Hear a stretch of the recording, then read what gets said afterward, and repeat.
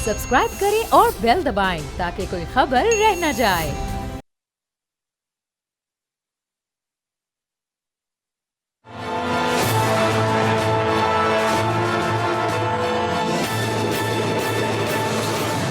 अस्सलाम वालेकुम, मैं बाब जहांगीर। आप देख रहे हैं प्रोग्राम तज़किया। साल 2024 पाकिस्तान की मईशत की बहाली का साल साबित हुआ है। इन्फ्लेशन रेट 6.5 साल की कम तरीन सतह पर आ गया है। स्टॉक एक्सचेंज 1 लाख पॉइंट्स का तारीखी संग मील उबूर कर गई है। इंटरेस्ट रेट में 9% कमी रिकॉर्ड की गई है। रेमिटेंस, एक्सपोर्ट और FDI में भी इजाफा हुआ है।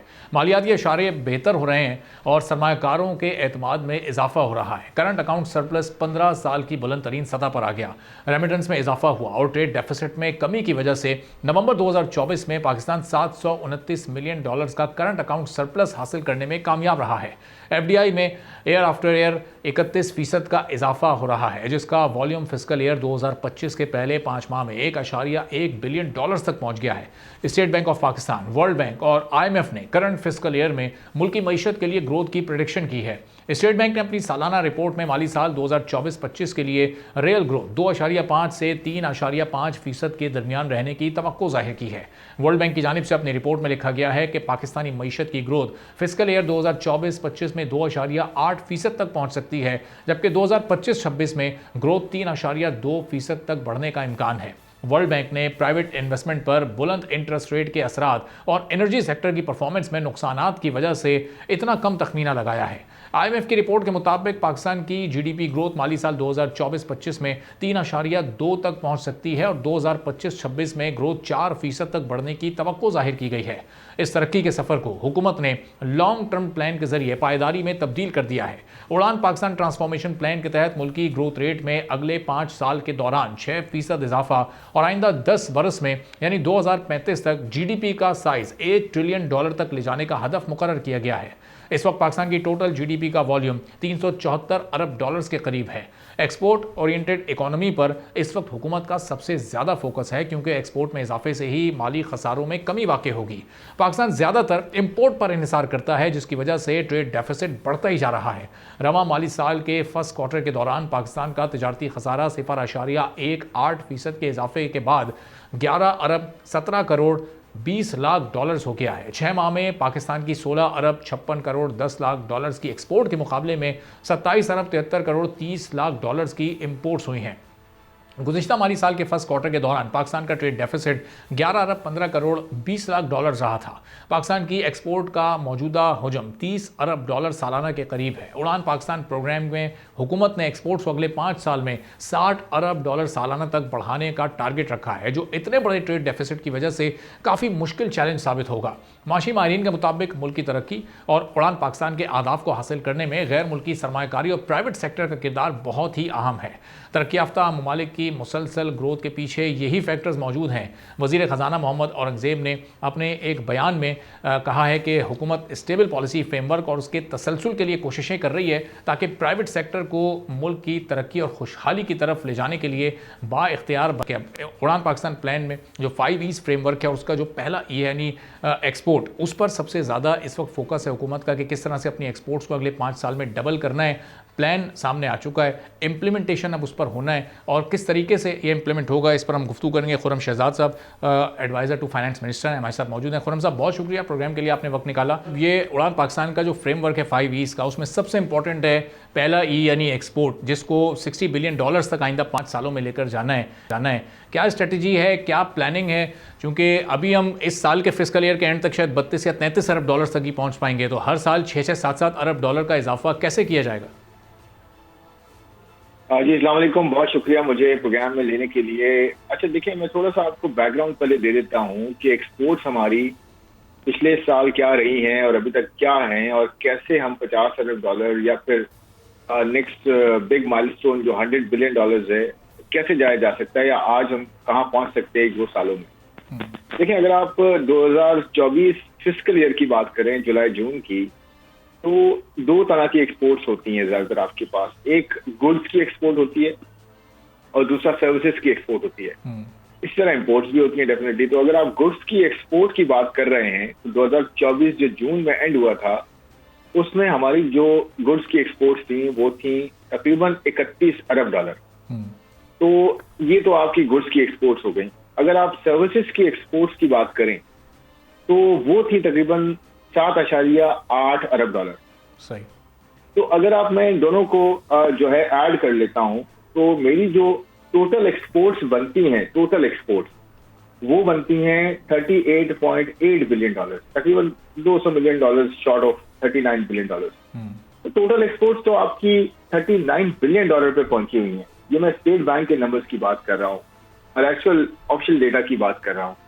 और अगर आप अभी की बात करें यानी कि जो 6 महीने हो चुके हैं और लेटेस्ट नंबर जो पाकिस्तान ब्यूरो ऑफ स्टैटिस्टिक्स के आए हैं, इसके अगर आप नंबर्स देखें 6 महीने के, तो सिर्फ गुड्स की एक्सपोर्ट्स की अगर हम बात करें तो 16.5 अरब डॉलर की गुड्स की एक्सपोर्ट्स हो चुकी हैं ऑलरेडी, जो कि 11% ऊपर हैं पिछले साल सेम पीरियड के मुकाबले। यानी कि ये जो जुलाई जून गुजरा है इसमें तकरीबन 16.5 अरब डॉलर की एक्सपोर्ट हुई है, जो कि पिछले जुलाई जून से जुलाई से दिसंबर की मैं बात कर रहा हूँ, पिछले जुलाई दिसंबर के हिसाब से 11% जो है वो इजाफा है। और अगर आप ओवरऑल बात करें कि ये ईयर एंड कहाँ हो सकता है, तो मेरे ख्याल में अगर मैं एक सिंपल कैलकुलेशंस भी रन करूं तो मुझे लगता है कि अगर 11% नहीं तो 10% पे भी या 9% पे भी एक्सपोर्ट्स बढ़ती रहे तो तकरीबन आपके पास 33 अरब 33 बिलियन डॉलर की एक्सपोर्ट्स हो सकती हैं। इसके साथ सर्विसेज की अगर बात कर लेते हैं कि लास्ट ईयर सर्विसेज एक्सपोर्ट्स की हम जो बात कर रहे थे, जिसमें मैंने अभी नंबर आपसे शेयर किया, वो तकरीबन कोई 7.8 बिलियन डॉलर था। अगर मैं उसको इसी रन रेट पे, इस पर खासकर मैं ये बता दूं कि आईटी एक्सपोर्ट्स का बहुत बड़ा रोल है, जो कि पिछले साल 3.2 बिलियन डॉलर तक हुई थी और इस साल एक्सपेक्टेशंस हैं कि 3.6 3.7 बिलियन डॉलर या मे बी 4 बिलियन डॉलर तक टच कर सकती हैं। तो मैं सिंपल कैलकुलेशन अगर करूं तो मुझे जो टोटल नंबर मिलता है एक्सपोर्ट्स का, वो ऑलरेडी मैं 40 बिलियन डॉलर क्रॉस कर सकता हूं जून एंड तक। और आईटी एक्सपोर्ट्स को वैसे ही बहुत प्रमोशन हम कर भी रहे हैं, क्योंकि हमें डाइवर्सिफाई भी करना है। टेक्सटाइल अपनी जगह हमारे बहुत सॉलिड सेक्टर है, लेकिन साथ साथ ये आईटी है, एग्रीकल्चर प्रोडक्ट्स हैं, माइनिंग आ रही है अब, और भी बहुत सारी जो है वो एरिया, फार्मास्यूटिकल्स हैं, इन सब में बहुत पोटेंशियल है एक्सपोर्ट्स का। और देखें, जैसे फाइनेंस मिनिस्टर साहब ने भी बहुत ज्यादा रिटेरेट किया है इसको कि हमने अपनी इकोनॉमी का डीएनए चेंज करना है, एक्सपोर्ट लेड ग्रोथ करनी है इम्पोर्ट लेड से, ताकि जो है जो ग्रोथ हो वो इंक्लूसिव हो, सस्टेनेबल हो। तो इसी पे हमने चलना है और इसी के लिए हमने सपोर्ट प्रोवाइड करनी है, हर तरह का जो है वो इसको इनकरेज करना है कि एक्सपोर्ट हो। तो टोटल एक्सपोर्ट तो वैसे ही 41 बिलियन डॉलर में एक दोनों की मिला के, गुड्स एंड सर्विसेज की, क्योंकि आईटी में एक अच्छा उसमें बूम आ रहा है एक्सपोर्ट्स में। ऑलरेडी आप देखें 30% से ज्यादा की ग्रोथ हो रही है, तो मैं अगर 25% भी लगा लूँ या कम भी कर लूँ ग्रोथ, तो फिर भी आपका जो टोटल एक्सपोर्ट्स है गुड्स एंड सर्विसेज का, वो आपका 41 बिलियन पे पहुंच रहा है। तो मेरे कहने का मतलब ये कि 50 बिलियन डॉलर बहुत बड़ा कोई टारगेट नहीं है, रियलिस्टिक टारगेट है अगले 2 साल का, 3 साल का।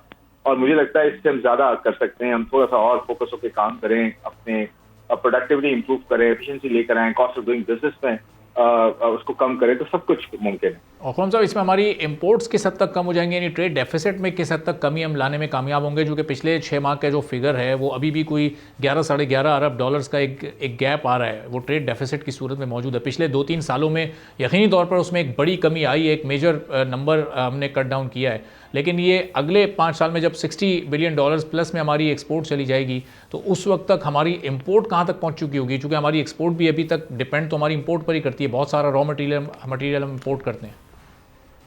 बहुत अच्छा सवाल है आपका, और मैं इस तरह से कहूंगा कि जो ट्रेड डेफिसिट है उसको कैसे कंटेन किया जाता है। एक तो आपको पता है मार्केट ड्रिवन अप्रोच होनी चाहिए उस पर, और वो स्टेट बैंक उसको बहुत अच्छे से जो है वो लीड कर भी रहा है, वो उनका प्रोरोगेटिव है, और वो करेंसी को और एक्सटर्नल अकाउंट को बहुत अच्छे से जो है वो मैनेज कर रहे हैं ऑलरेडी। और मेरे ख्याल में ये हो सकता है कि आगे जाते हुए जो इम्पोर्ट्स हैं उनका कंटेंट आहिस्ता आहिस्ता कम हो, आहिस्ता आहिस्ता। वो कैसे हो सकता है, देखें, अगर आप नंबर्स उठाएं, जब मैंने अभी आपसे बात की कि 6 महीने के नंबर अगर पाकिस्तान ब्यूरो ऑफ स्टैटिस्टिक्स के आप देखें जो रिलीज हुए हैं एक्सपोर्ट्स के और इम्पोर्ट्स के, इसके अंदर 11% जो है एक्सपोर्ट्स में इजाफा है। क्यूमुलेटिव 6 महीने की बात कर रहा हूँ, July to December, compare to last year July to December. और इम्पोर्ट्स में 6% का इजाफा है। इसका मतलब ये हुआ कि एक्सपोर्ट्स ज्यादा बेहतर तरीके से बढ़ी हैं बनिस्बत इम्पोर्ट्स के। तो एक बड़ी अच्छी चीज है, ब्लेसिंग इन डिस्गाइज ये हुई है कि हमें जो 1.5-2 साल बड़े चैलेंजिंग गए हैं, जिसमें बहुत ज़्यादा हमें जो है वो चैलेंजेस और रिस्क का सामना था, उसमें बहुत सारे बिजनेसेस ने, खासकर एफएमसीजी सेक्टर और इस तरह के कमोडिटी ड्रिवन सेक्टर्स जो थे, इन्होंने जो सोर्सिंग करना शुरू की है वो लोकल करना शुरू कर दी है। यानी कि जो हम पहले इंपोर्ट करते थे हर चीज और उस पर फिर हम थोड़ा वैल्यू ऐड करके बेचते थे, उस वैल्यूएशन का पोर्शन कम था।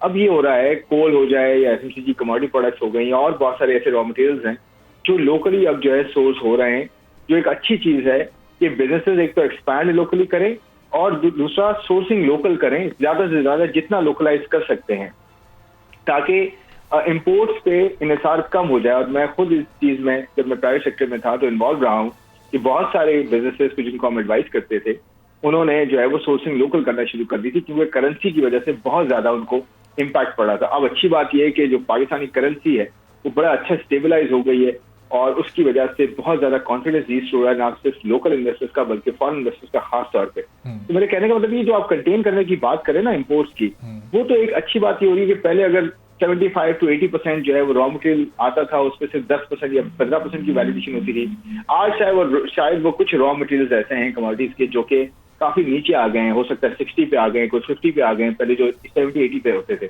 इसकी वजह से आप देखें एक्सपोर्ट्स में इजाफा कंसिस्टेंट हुआ है, 11% का इजाफा है और इम्पोर्ट्स 11% से नहीं बढ़ी, 6% से बढ़ी, जिसका मतलब ये कि इसका पॉजिटिव इम्पैक्ट आया है आपका ट्रेड डेफिसिट के ऊपर। तो ये कंटिन्यूटी अगर रहती है और मजीद एक्सपोर्ट्स में इजाफा हम देखते हैं, तो मुझे लगता है कि जो कंटेनमेंट है ट्रेड डेफिसिट की और इम्पोर्ट्स की, वो ऑटोमेटिकली होती रहेगी और मार्केट ड्रिवन अप्रोच पे होती, मार्केट ड्रिवन प्रोसेस पे होती है। और एक आखिरी सवाल खुर्रम साहब के एक्सपोर्ट लेड ग्रोथ की तरफ अगर आपने जाना है तो उसमें एक जो बड़ी रुकावट इस वक्त हमारी इंडस्ट्री के लिए वो कॉस्ट ऑफ डूइंग बिजनेस है और सबसे मेजर फैक्टर उसमें हमारे एनर्जी टैरिफ का है। इस पर अब क्या प्लान और क्या स्ट्रेटेजी आगे गवर्नमेंट की कि इसको कैसे आसान करना है हमारी इंडस्ट्री के लिए? ये बड़ा बहुत इंपॉर्टेंट पॉइंट है जी। एनर्जी तो किसी भी इंडस्ट्री का, किसी भी इकोनॉमी का एक की फैक्टर होता है कि एनर्जी अगर सस्ती, रिलायबल और जो है ना कंसिस्टेंट नहीं है और डिस्ट्रप्शन के बगैर नहीं है, तो वहाँ पे इंडस्ट्री भी नहीं चल सकती, वो इकोनॉमी भी नहीं चल सकती और उस पर जो है ना बहुत ज़्यादा प्रॉब्लम्स होती हैं। तो ऑफ कोर्स इसकी रियलाइजेशन जो है गवर्नमेंट के अंदर बहुत ज़्यादा है और आपको जो मिनिस्ट्री ऑफ एनर्जी हैं, उनके जो मिनिस्टर हैं वो बहुत ज़्यादा इस पर काम कर रहे हैं ऑलरेडी। उसमें 2-3 एस्पेक्ट्स हैं।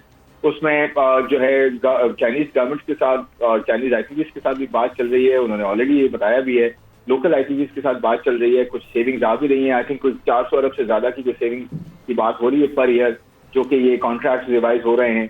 और उसके साथ साथ कुछ टैक्स की भी बात हो रही है कि टैक्स को हम कैसे कम कर सकते हैं बिलों पे, जिससे हमें जो है वो एक तो प्राइसिंग जो है मार्केट की होनी चाहिए, फिर टैक्सेस को आहिस्ता आहिस्ता कैसे रिड्यूस किया जा सकता है, फिर किस तरह आईटीवीज के साथ जो बात हो रही है एमिकेबली सोल्यूशन जो है उसके किस तरह से ट्रांसलेट हो सकते हैं पर यूनिट कॉस्ट में, कैसे हम जो है आगे जाते हुए। इसका एक और चीज मैं आपको बताऊं, जो इंटरेस्ट रेट का डिक्लाइन हुआ है, ये जो 9% इंटरेस्ट रेट नीचे आया है, जो काइबोर चला गया था 23-24 पे, वो अब जो है 12 पे आ गया है। तो इसका इम्पैक्ट भी आने वाले दिनों में आप देखेंगे, जो कि क्योंकि आईटीपीज के अंदर जो उनके जो कॉन्ट्रैक्ट्स होते हैं उसमें डेट टू इक्विटी यानी कि कर्जों की भी तादाद काफी ज्यादा होती है और फिर इक्विटी भी होती है जो खुद इन्वेस्टर अपने पैसे डालता है। तो इसमें जो कर्जों की तादाद काफी ज्यादा है, तो कर्जों का रेट कम हो गया है, तो इसका इम्पैक्ट भी आना चाहिए एनर्जी प्राइसेस पर। मुझे लगता है कि आने वाले दिनों में 3 बड़े फैक्टर्स होते हैं ना, आपको पता है हम ये बात करते हैं कि इंटरेस्ट कॉस्ट, जो कॉस्ट ऑफ कैपिटल है, फिर आपकी एनर्जी कॉस्ट है, फिर टैक्सेस हैं। तो इंटरेस्ट कॉस्ट काफी हद तक नीचे आ गई, अफोर्डेबल हो गई है। सेकेंडली इसका इम्पैक्ट आएगा एनर्जी के टैरिफ्स पे भी होपफुली। और अच्छी बात यह है कि ग्लोबल मार्केट में जो ऑयल प्राइसेस है वो बढ़ रही नहीं है बहुत ज्यादा, एक सर्टन लेवल पे है और थोड़ी नीचे भी आई थी कुछ महीनों पहले, तो उसका इम्पैक्ट भी एक फॉलो थ्रू होगा। तो मुझे लगता है आने वाले 3-4-5 महीनों में एक्सपोर्ट्स, इंडस्ट्रियलाइजेशन, इन्वेस्टमेंट ये आहिस्ता आहिस्ता इंशाल्लाह शुरू होंगे और नजर भी आ रहा है कॉन्फिडेंस बहाल हुआ। पहला कॉन्फिडेंस बहाल होता है, फिर एक फॉलो थ्रू होता है इन्वेस्टमेंट के साथ। तो आई एम श्योर कि कॉस्ट ऑफ डूइंग बिजनेस जो है हम नीचे कर पाएंगे इंशाल्लाह और एक अच्छा एनवायरनमेंट देंगे इन्वेस्टर्स को। सही। और खुर्रम साहब जाते जाते स्ट्रक्चरल रिफॉर्म्स पर एक कमेंट जरूर कर दीजिएगा, चूंकि फाइनेंस मिनिस्टर की जानिब से वो इनिशिएटिव लिया गया और आप ही की मिनिस्ट्री उस पर बड़ा इस वक्त तवज्जो के साथ काम कर रही है, तो उससे भी एक बड़ी हम सेविंग्स करने जा रहे हैं जो कि फिर आगे दीगर बेहतर अंदाज से इस्तेमाल की जा सकेगी। बिल्कुल, देखें एक तो फिस्कल साइड पे जो इंटरेस्ट कॉस्ट कम हुई है, इसका एक इम्पैक्ट डेफिनेटली काफी पॉजिटिव है और उसकी वजह से डेट कॉस्ट आपकी कम हो रही है और डेट की वजह से आपके यहाँ रूम बन रहा है कि आप फिस्कल डेफिसिट को बेहतर मेंटेन करें। पहला क्वार्टर वैसे ही सरप्लस में था, सेकंड क्वार्टर की आपको नंबर्स नजर आएंगे बहुत जल्द। लेकिन ये पेंशन रिफॉर्म्स जो किए गए हैं, इसका 10 साल का 1.7 ट्रिलियन 1700 अरब रुपए का फायदा है जो हर साल 170 रुपए का फायदा हमने ऑलरेडी कर दिया है, ये ऑलरेडी हो गया है। इसमें फाइनेंस सेक्रेटरी की बहुत ज्यादा कंट्रीब्यूशन है, पूरी टीम की बहुत ज्यादा कंट्रीब्यूशन है, फाइनेंस आपकी फाइनेंस मिनिस्टर साहब की बहुत इसमें कंट्रीब्यूशन है पूरी टीम्स की, और इसमें वो लोग भी जो अफेक्टेड हैं उन्होंने भी बड़ा इस पे जो है सब्र का मुजाहरा किया, और आगे वाले दिनों में मजीद पेंशन पे बेहतरी आपको नजर आएगी। और दूसरी बात ये देखिए, हमने ब्लीडिंग रोक दी, ये बड़ी बात है, ब्लीडिंग रोक दी है, स्टॉक अपनी जगह पर है, ब्लीडिंग रुक गई है। नेक्स्ट स्टेप जो होगा वो स्टॉक को कैसे फंड करना है। तीसरा ये कि राइट साइजिंग जो है ना वो अपनी जगह ऑन ट्रैक है कि 400 डिपार्टमेंट्स हैं, 43 मिनिस्ट्रीज थी, एक तो बंद भी कर दी है, तो ये इनको हम कंटेन कर रहे हैं कि जो सिविलियन गवर्नमेंट के जो 876 अरब रुपए का साल का बजट है उसको कैसे हम कम कर सकते हैं। तो हर साल आपको इसमें कमी नजर आएगी इंशाल्लाह। इसके साथ साथ एसओईज पे रिफॉर्म्स आ रहे हैं, प्राइवेटाइजेशन द्वारा पीआईए और एक दो और ऐसे उनको लेके जा रहे हैं। देखें, फिस्कल साइड पे जो खर्चों की साइड है उसको कंटेन पूरी फुल फ्लेज एफर्ट चल रही है कंटेन करने की। दूसरे इन पे टैक्सेस को बयान रवि आपके जो है इक्विटी के साथ और एक सबके साथ जो है बैलेंसिंग जो है एक एक्ट की बात हो रही है जिसमें एग्रीकल्चर और retail, wholesale and trade and property and land, इन सब चीजों पे बात हो रही है कि हाँ इनको कैसे हम कंप्लायंस एनफोर्समेंट करें। और आपने देखा होगा फेसलेस का जो है अभी इनिशिएटिव हुआ है जिसकी वजह से बिजनेस कम्युनिटी काफी सेटिस्फाइड है। तो ये देखें सारी चीजें हो रही है कि टैक्सेस फेयर हो, कम हो और इन्वेस्टमेंट इंसेंटिव के साथ हो, इन्वेस्टमेंट प्रमोशन के लिए हो, ताकि इन्वेस्टर आ सके और इन्वेस्ट कर सके और एनवायरमेंट को बदले, क्योंकि इन्वेस्टमेंट की बहुत जरूरत है, बहुत रूम भी है। और दूसरा इन पर खर्चों को कंटेन करना। तो फिस्कल आपका अगर बैलेंस होता है, एक्सटर्नल आपका जो है वो मेंटेन रहता है, मैनेज होता है और इन्वेस्टमेंट के लिए आपको जगह बनती है, तो इकोनॉमी का पूरा ट्रैक चेंज हो सकता है, पूरी की पूरी जो पोटेंशियल है वो सामने आ सकता है। बहुत बहुत शुक्रिया खुर्रम शहजाद साहब, एडवाइजर टू फाइनेंस मिनिस्टर। मैं गुफ्तगू आपने सुनी। छोटा सा ब्रेक लेते हैं, ब्रेक के बाद वापस आएंगे, एक और अहम मौजू पर बात करेंगे।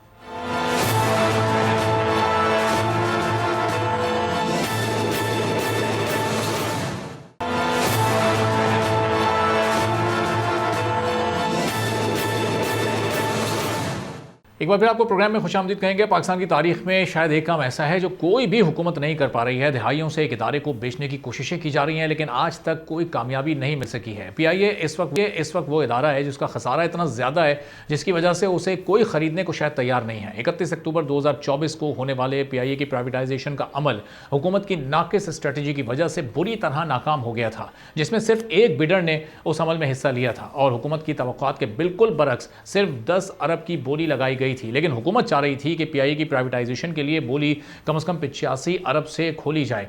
बिड करने वाले कंसोर्शियम यानी ब्लू वर्ल्ड सिटी के चेयरमैन साद नज़ीर ने हमारी प्रोग्राम में वजाहत करते हुए कहा था कि कीमत पीआईए के खसारों की वजह से सिर्फ $1 यानी 278 रुपये बनती है, तो फिर हम अपने कौमी असासे की कीमत 10 अरब रुपये हमने तो लगाई है। क्या उन्होंने कहा था, ज़रा ये एक जुमला उनका सुनिएगा। जी, हम थ्रू आउट गवर्नमेंट को समझाते रहे कि आपकी एक्सपेक्टेशन गलत हैं और बाकी बिडर्स भी समझाते रहे, इस वजह से वो नहीं आए, बोली में शरीक नहीं हुए।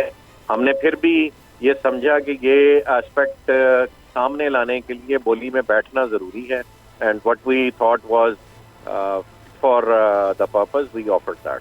हमारे में इसमें एक चीज ऐड करता जाऊं, हमने साइरस एविएशन को अपना कंसल्टेंट हायर किया था, आयरलैंड से वो आए थे। Ireland is hub of aviation and he is a top paid consultant. उसकी रिकमेंडेशन मैं आपसे शेयर कर दूंगा। ही रिकमेंडेड कि PIA should be bought in $1 on. अच्छा, तो $1 की जगह, यानी वो हमें कहा गया था कि 278 रुपए इसकी ऑफर लगाएं, उसकी जगह हमने 10 अरब रुपए की ऑफर इसलिए लगाई कि ना लोग पीआईए का मजाक उड़ाएं और ना हमारा मजाक उड़ाएं, वरना उसकी रिकमेंडेशन थी कि 278 रुपए में ये एयरलाइन खरीदी जाए।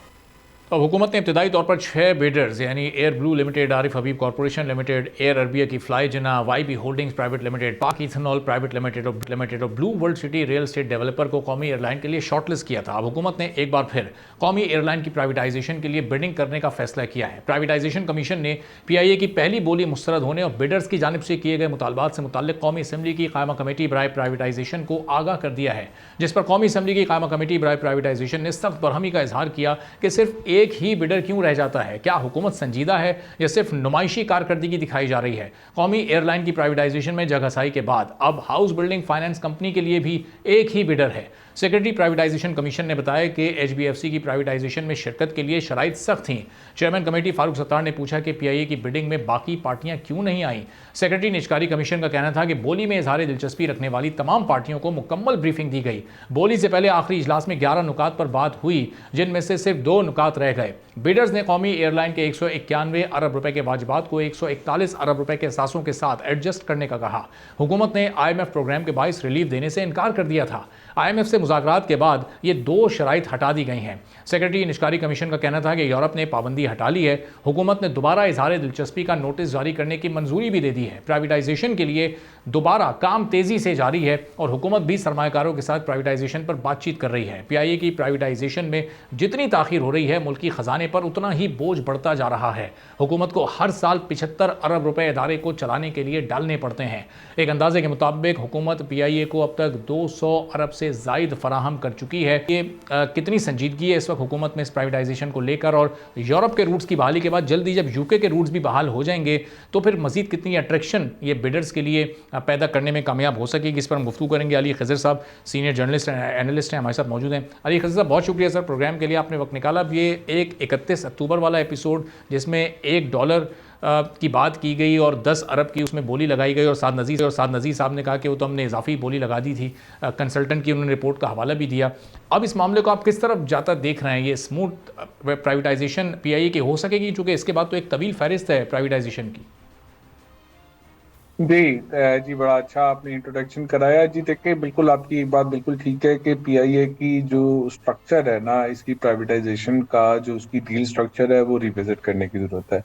जो बेस प्राइस 80 अरब रुपए की लगाई गई थी और उसके अंदर जो है वो नेगेटिव इक्विटी 50 अरब की भी डाली गई थी और वो सारी चीज़ें आई थी, और उसके अलावा भी बड़ी स्ट्रिंजेंट कंडीशंस थी। उसकी वजह से जो सीरियस बिडर थे वो सारे मूव ऑन कर गए थे, और फिर एक बिडर रह गए थे जिनके बारे में आपने सुनाया कि उन्होंने भी क्या बात कही। तो ये बात तो ठीक है कि PIA की जो भी प्राइवेटाइजेशन होगी उसमें हुकूमत को ये नहीं सोचना चाहिए कि उसको अभी क्या पैसे मिल रहे हैं। उसमें हुकूमत को ये सोचना चाहिए कि जो आने वाली कंपनी है, आने वाला जो ग्रुप है, जो कंसोर्शियम है, वो इस PIA के अंदर कितना पैसा डाल रहा है ताकि उसको रिवाइव कर सके। देखिए, हुकूमत को ये सोचना चाहिए PIA तकरीबन उसको हर साल नुकसान दे रही है, 100 अरब के करीब का नुकसान होता है, और वो नुकसान जो होता है वो टैक्स पेयर की जेब से जाता है। तो हुकूमत को ये चाहिए कि वो इसको प्राइवेटाइज करते, इसको प्राइवेट हैंड में बेचते ताकि इसका नुकसान हुकूमत के हाथ से प्राइवेट हैंड में चला जाए। बात करते हैं तो पाकिस्तान में 2 ग्रुप जो है बुनियादी तौर पे इस पे बड़े एक्टिव हैं। एक वो ही है जिसने पहले भी बिड की थी, वो ग्रुप में जो लकी सीमेंट वाले अली तबा साहब हैं, वो जो यूनुस ब्रदर वाले, फिर इसमें हपको वाले हबीबुल्ला साहब है, फिर ये गुल अहमद एनर्जी के साथ इकबाल और कुछ लोग इनके साथ और आ रहे हैं। तो ये को तकरीबन $500 मिलियन डालना है, जिसमें से 100 मिलियन की 3 लोगों की परहैप्स कमिटमेंट है और डाल रहे हैं। फिर एक दूसरा ग्रुप इसमें पाकिस्तान कॉर्पोरेट कंसोर्शियम के नाम से आ रहा है, जिसमें ये फातिमा ग्रुप के फवाद मुख्तार हैं, इसमें बशीर जहान मोहम्मद है, इसके अंदर जो है आपके आरिफ हबीब साहब है, इसके अंदर जो पहले भी बिड कर चुके हैं, और इसके अंदर फिर और लोग भी इसमें हैं। यहाँ से 2-3 टेक्सटाइल एक्सपोर्टर्स भी हैं बड़े, और इसमें शायद फौजी फाउंडेशन की कंपनीज में भी कहा जा रहा है कि इसमें शायद इंटरेस्ट उनका भी आ जाए 2 कंपनीज के अंदर। तो ये को 10-12 कंपनियों का कंसोर्शियम बनाना चाह रही हैं, जो अगेन 40-50 मिलियन हर बंदा डालेगा और वही $500 मिलियन की एक इन्वेस्टमेंट आ जाएगी। तो अब देखते हैं कि जी अब लग रहा है कि मामला थोड़े सीरियस हैं। ज़रा कतल कलामी की थोड़ी सी माजरत, चूँकि अभी आरिफ हबीब साहब का आपने जिक्र किया, तो उस दौरान भी उनसे इसी प्रोग्राम में मेरी जब बात हुई थी तो उनका एक रिजर्वेशन था कि हुकूमत बहुत कम शेयर्स को फ़रोख्त कर रही है, और अगर 70 या 75% शेयर्स इसके फ़रोख्त कर दिए जाएँ तो फिर वो और उनके साथ जो इंटरनेशनल इन्वेस्टर्स मौजूद थे वो उसमें दिलचस्पी जाहिर कर सकते थे। तो बैक ऑफ होने की एक वजह उन्होंने इस प्रोग्राम में बताई थी। तो अब हुकूमत को इस वक्त क्या चाहिए? अभी भी वो 50% शेयर्स की फ़रोख्त की तरफ जाए, या मुकम्मल तौर पर मैक्सिमम शेयर्स इसके फ़रोख्त करे तो ज़्यादा बेहतर होगा? देखिए, बिल्कुल वही कंडीशन उसकी वजह ये थी बताने की कि अगर हुकूमत कम शेयर प्रो कर रही है तो इसका मतलब है कि उसके ज़्यादा कंट्रोल रहेगा, उसके डायरेक्टर्स रहेंगे तो वो इन्फ्लुएंस कर सकेगा। कल को आपने जो है एम्प्लॉयज़ को निकालना है या कुछ और डिसीजन लेनी है जिसकी पॉलिटिकल इम्प्लीकेशन हो सकती हैं, तो हुकूमत वक्त जो होगी उसके डायरेक्टर जो होंगी शायद उसको रोकने की कोशिश करें। लेकिन इसकी दूसरी एक फ्लिप साइड ये है कि स्ट्रक्चर क्या हो सकता है कि आप उस शेयर के साथ आप पैसे भी मांग रहे थे, अगर आप उतने ही शेयर बेच रहे हैं या उससे भी कम शेयर बेच रहे हैं, लेकिन आप कह रहे हैं हुकूमत को कुछ ना दे और कंपनी में इन्वेस्ट करें और उससे हमारी इक्विटी डाइल्यूट होगी, जितना आप इन्वेस्ट करते जाएंगे उतनी इक्विटी डाइल्यूट होती जाएगी। तो इसका स्ट्रक्चर रखे तो मेरा ख्याल है काम हो जाएगा। और ये बात नहीं है कि हुकूमत इसमें 26% बेचती है, 50% बेचती है, 70% बेचती है। असल चीज ये है कि कंट्रोल कितना प्राइवेट हैंड के हाथ में जाएगा और उसको कितना इस पे कंफर्ट होगा, ये ज्यादा इंपॉर्टेंट चीज है। सही। और फिर अली साहब, इसके साथ अब चूंकि एक लंबी तवील फहरिस्त है, पीआईए तो एक टेस्ट केस के तौर पर इस वक्त हम देख रहे हैं, इसके बाद स्टील मिल है, एचबीएफसी है, ये प्राइवेटाइजेशन कमीशन, मुतल्लिका कमेटीज़, हुकूमत, इस वक्त ये कितना बड़ा चैलेंज है इनके लिए इस प्राइवेटाइजेशन वाले मामले को बेहतर तरीके से लेकर आगे चलना, क्योंकि यही केस फैसला करेगा कि आगे पाकिस्तान की प्राइवेटाइजेशन की पॉलिसी कितनी कामयाब होनी है। देखिए जी, प्राइवेटाइजेशन की बातें तो हम बहुत सारों से सुन रहे हैं, ठीक है जी, पिछली 4-5 हुकूमतें हो गई हैं जिनसे हम ये सुनते आए हैं, और अनफॉर्चुनेटली पीटीआई समेत जितनी ये अभी पार्टीज हुकूमत में या पीटीआई जो पहले हुकूमत में पार्टी रह रही है, इनमें से कोई भी प्राइवेटाइजेशन अभी तक नहीं कर सकी। तो एक ये है कि कंप्लीट फेलियर है पिछले 10-15 साल का, और उस 10-15 साल में हर कंपनी जो है, जो कई प्रॉफिटेबल थी, वो कितनी लॉसेस कर गई, ठीक है जी। तो अब वो ये है कि अब वो अभी है कि कोई एक ट्रांजैक्शन हो जाए, जैसे पीआई एक बहुत बड़ी ट्रांजैक्शन है, सिंबॉलिक ट्रांजैक्शन है, बहुत बड़ी है। अगर ये हो जाती है तो चले जी, एक एक एक एक एक होता है कि एक अच्छा शुगन आता है, एक गुड ओमन आता है, एक एक एक एक एक एक, एक स्टार्ट आता है कि जी एक हुआ है, तो उसके बाद दूसरी, तीसरी, चौथी, पांचवी का नजर आएगा रास्ता। देखें, तो पीआईए की प्राइवेटाइजेशन बिल्कुल आप सही कह रहे हैं, एक टेस्ट केस है जिसकी बुनियाद पे अगली प्राइवेटाइजेशन कि एक राह हमवार होगी। ठीक है, बहुत शुक्रिया, थैंक यू सो मच साहब, सीनियर जर्नलिस्ट एंड एनालिस्ट हमारे साथ मौजूद थे। गुफ्तगू आपने सुनी। एक छोटा सा ब्रेक लेते हैं, ब्रेक के बाद वापस आएंगे, एक और अहम मौजू पर बात करेंगे।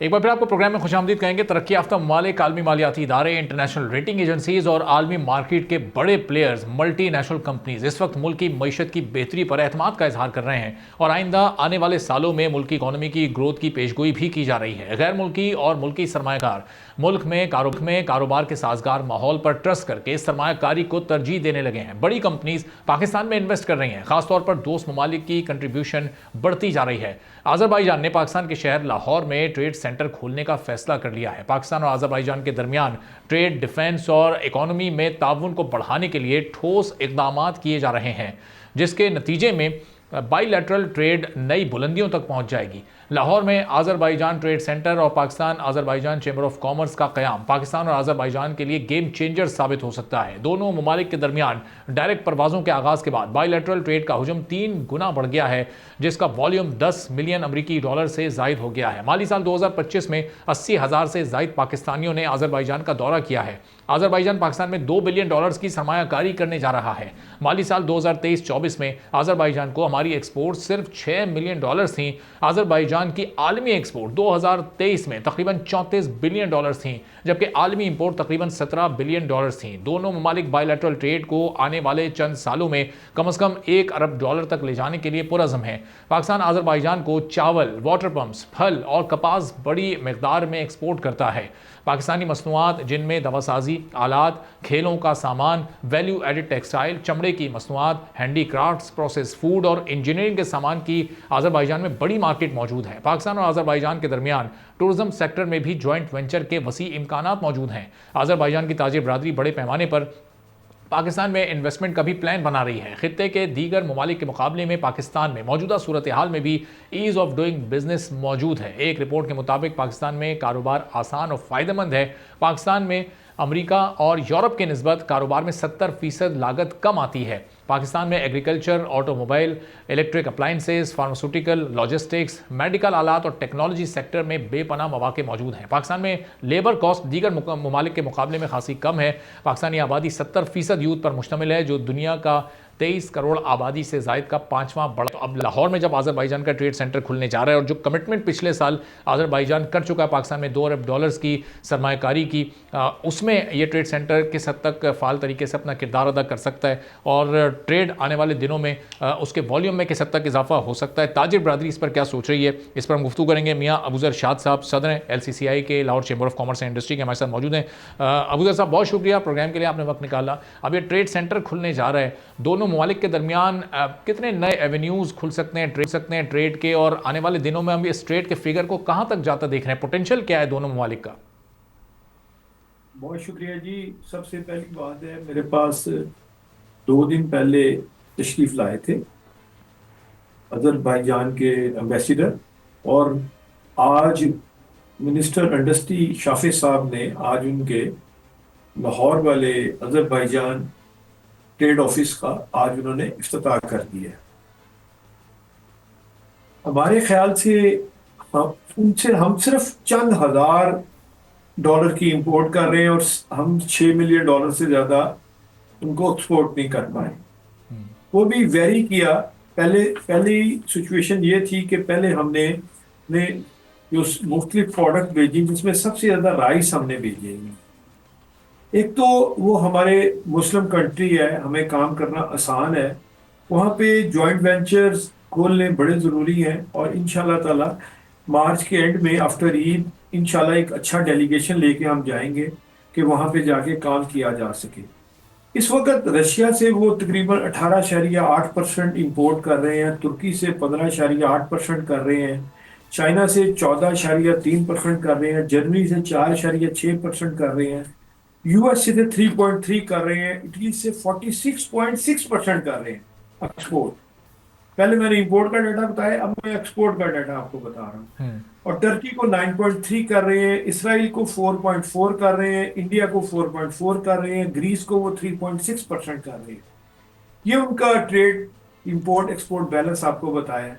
अब उनकी जो एक्सपोर्ट है वो वेजिटेबल है, मिनरल फ्यूल्स भी है, फ्रूट एंड नट्स हैं, कॉटन है, प्लास्टिक है, एल्युमिनियम है, इसके ऊपर उनकी एक्सपोर्ट है। और इंपोर्ट उनकी मशीनरी है, व्हीकल्स हैं, पर्स हैं, इलेक्ट्रिकल मशीनरी है, मिनरल फ्यूल्स है, आयरन एंड स्टील है, प्लास्टिक आइटम्स है। बहरहाल वहाँ पे इंडस्ट्री का एक बहुत बड़ा गैप मौजूद है, मगर वहाँ पे आबादी जो है वो सिर्फ 10 मिलियन है, और 10 मिलियन आबादी में इतना बड़ा काम नहीं हो सकता। मैं सिर्फ राइस की आपको बताऊं, 2023 में हमने उन्हें राइस एक्सपोर्ट किए थे 1726 मिलियन के, 1726। 2022 में 10599 मिलियन के हमने उन्हें एक्सपोर्ट किए। अब 22 का वॉल्यूम बहुत अच्छा था, 23 में उन्होंने बिल्कुल इसको एक किस्म का राइस नीचे चला गया।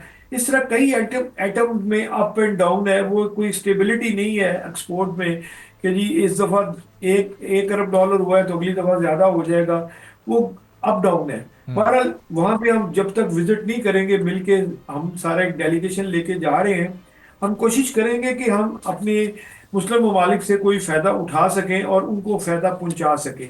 ये विन विन पोजीशन होगी तो काम अच्छा चलेगा। इस वक्त जो सबसे अच्छी आइटम हमारे यहाँ से जा सकती है वो फार्मास्यूटिकल है, सर्जिकल इंस्ट्रूमेंट है, स्पोर्ट्स गुड्स है, कटलरी है, ऑटो पार्ट्स है, वैल्यू एडिड टेक्सटाइल है, लेदर प्रोडक्ट्स है, फर्नीचर है, होममेड क्राफ्ट्स है, इंजीनियरिंग गुड्स है, टूरिज्म है, आईटी का काम है।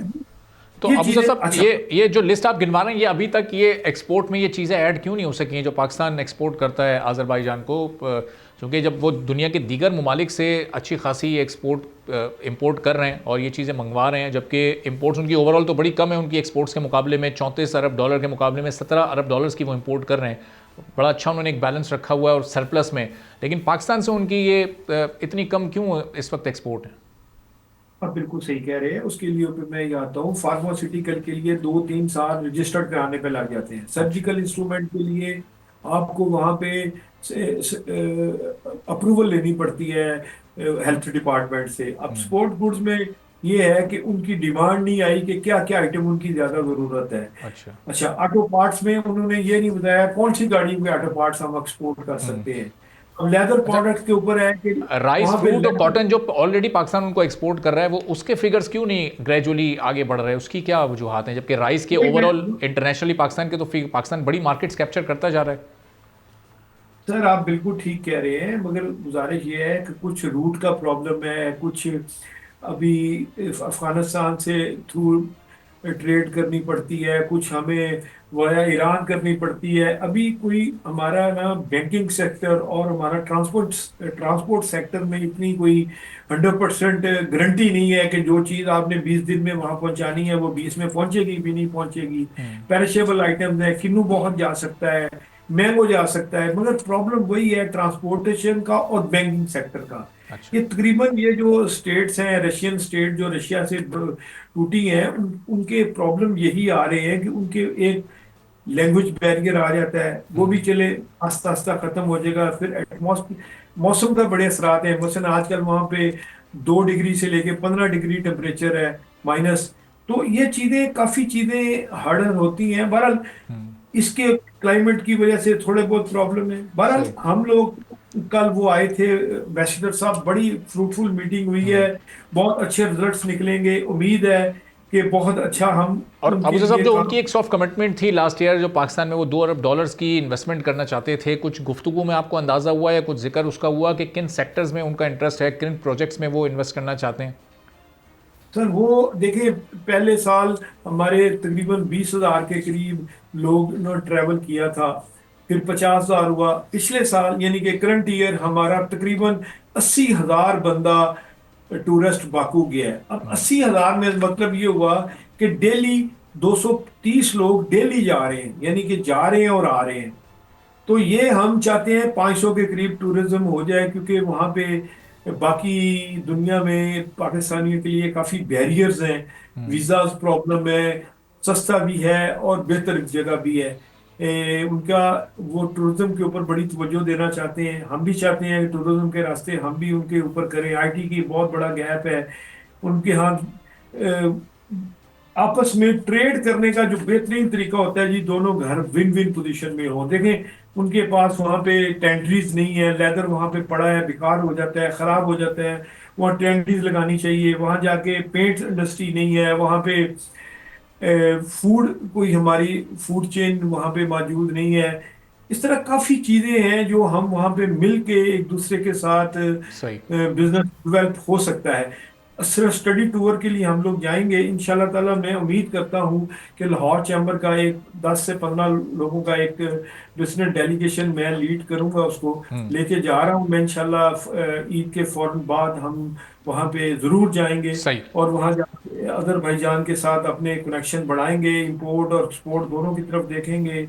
कुछ चीज़ें ऐसी हैं, मसलन ओनियन है वहाँ पे, तो मैं कोशिश करूंगा कि ओनियन ड्राई करने का प्लांट वहाँ लगाया दिया जाए, गार्लिक का वहाँ प्लांट लगा दिया जाए, बिल्कुल जिंजर सही। का वहाँ प्लांट लगाए। वहाँ पे ये जो आपका किशमिश बनाते हैं जिससे आप अंगूर को हम ड्राई कर लें, यानी कि काफ़ी चीज़ें हैं ठीक है, काफ़ी स्कोप जिनको। वहाँ मौजूद है। उम्मीद है कि ये एक्सप्लोरेशन जल्द होगी और हमारी जो ट्रेड है, खासतौर पर जो एक्सपोर्ट है पाकिस्तान की, उसमें खातिर ख्वाह जी। इजाफा होगा, और जो इन्वेस्टमेंट है $2 अरब की अजरबैजान की, वो भी जल्दी मुख्तलिफ प्रोजेक्ट्स में नजर आएगी। बहुत बहुत शुक्रिया मियाँ अबू ज़र शाद साहब हमारे साथ मौजूद थे। गुफ्तगू नाज़रीन आपने सुनी, इसी के साथ आज के प्रोग्राम से इजाज़त दीजिए। अल्लाह हाफ़िज़।